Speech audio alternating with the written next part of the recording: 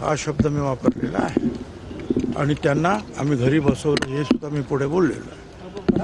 आणि मी हे पण म्हणालो की शरद पवारांना ही जर अगोदर सांगितलं होतं की सांगितलं असतं की 84 पोलीस आणि महिला पोलीस जखमी झाल्या तर कदाचित ते आले नसते, परंतु एकतर्फी सांगण्यात आलं आणि त्यामुळे ते गेले म्हणून उद्धव ठाकरे गेले आणि हा मोठा झाला। हे माझं पुढं सर माजी आमदार मराठवाड्यातलाच आहे का ज्यांना तुम्ही राजेश टोपेबाबत तुम्हाला बोलायचं आहे?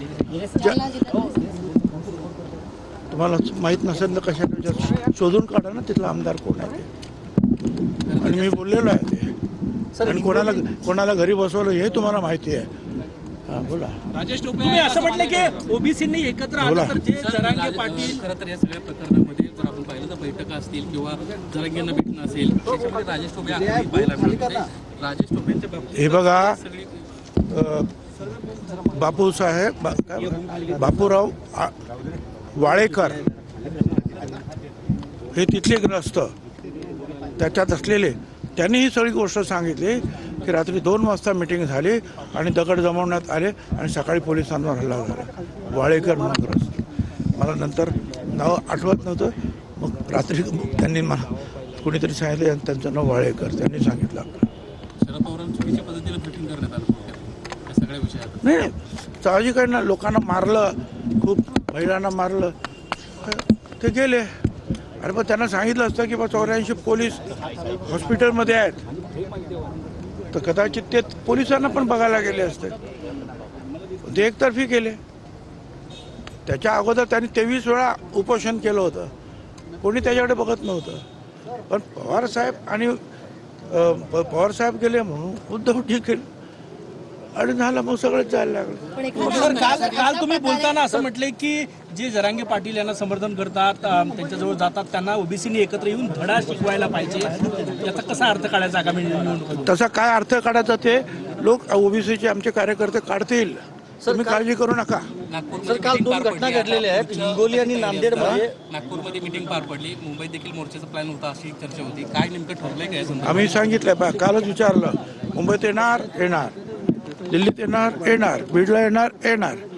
आम्ही आमच्या पद्धतीनं जे आहे ठिकठिकाणी जे आहेत महात्मा फुले समता परिषदेतर्फे ओबीसी एल्गार रॅलीज आम्ही घेणार आणि आम्ही सुद्धा उतरणार, कारण जर जमावापुढेच आणि झालेल्या गर्दीपुढेच त्याचा जर परिणाम काही निर्णयावर होत असेल तर आम्हाला सुद्धा दाखवावं लागेल आम्ही सुद्धा बाबा जिवंत आहोत ना। प्रमाणपत्रांचं वाटप सुरू झालंय, काही तक्रारी तुमच्यापर्यंत पोहोचलेत का? माझ्याकडे अजून नाही, पण मला स्वतःला असं वाटतं की ते प्रमाणपत्र जे जुन्यात शोधलेली जी होती ती प्रमाणपत्र आहेत असं मला कळलं। जरांगेशाहीच्या दबावाला बळी पडणार, जरांगेशाहीच्या दबावाला तुम्ही बळी पडणार नाही, रस्त्यावर उतरून पुन्हा आंदोलन? येस, म्हणजे काय, मागेच पडलो, तिथे जाऊन त्याच्या मतदारसंघात तो बसतो, मतदारसंघ त्याच्या जिथे बसले तिथेच रॅली झाली आमची, पहिली रॅली 17 नोव्हेंबरला 23ला।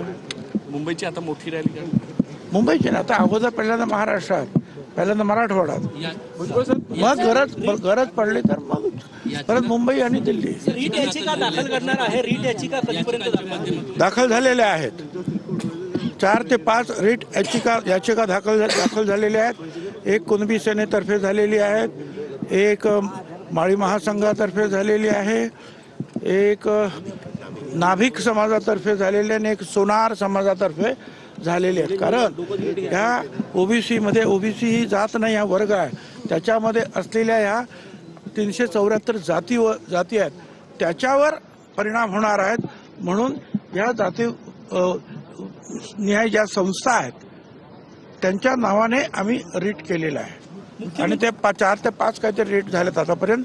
आणि मला असं वाटतं सोमवारी आणि रीट चर्चेला आल्यानंतर तिथले जे आदरणीय न्यायमूर्ती होत्या त्यांनी सांगितलं बाबा हे ठीक आहे, आम्ही ताबडतोब पण घेऊ, पण याला तर उत्तर देणार कोण, ॲफिडेविट कोण करणार?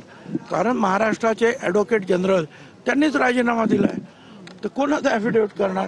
त्यामुळे आपण जरा थांबूया सोमवारपर्यंत. मुख्यमंत्री देवेंद्र फडणवीस जे आहेत ते ओबीसी नेत्यांची बैठक घेणार आहे असं कळतंय. सगळे फोन आला तुम्हाला सर?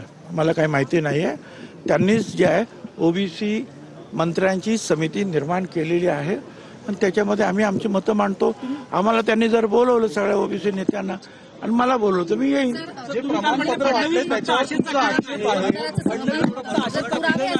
हे बघा, त्याचं उत्तर मी दिलं. प्रमाणपत्र मी असं का करता, तुम्ही ऐकत नाही का तुम्ही? मला असं म्हणायचं होतं की ते अजितदादांच्या हाताने वाटप झालेलं आहे. फडणवीस आशेचा किरण आहे असं काल म्हटलं. होय होय बरोबर आहे. कोणाकडून आता आपण अपेक्षा करणार आहोत आम्ही काय? कारण ते एक तर मुख्यमंत्री आहेत आणि त्यांना चांगलं कळतं की शब्दाचा अर्थ काय आहे तो. आणि त्यामुळे जे आहे आणि आम्हाला तरी असं वाटतं की आम्हाला जो निर्णय जो आहे जे काही आम्हाला ही समिती पण त्यांच्यामुळे निर्माण झाली. त्याच्यामुळे जो बॅकलॉग जो होतो निधीचा तो सुद्धा त्यांच्यामुळे आता भरला जातो आहे. जागा चंद्रशेखर बावनकुळे त्यांच्यामुळे आता त्या आमच्या वसतिगृहांना जागा मिळतात. मग का आम्ही त्यांना त्यांच्या बाजूने बोलायचं नाही? चला.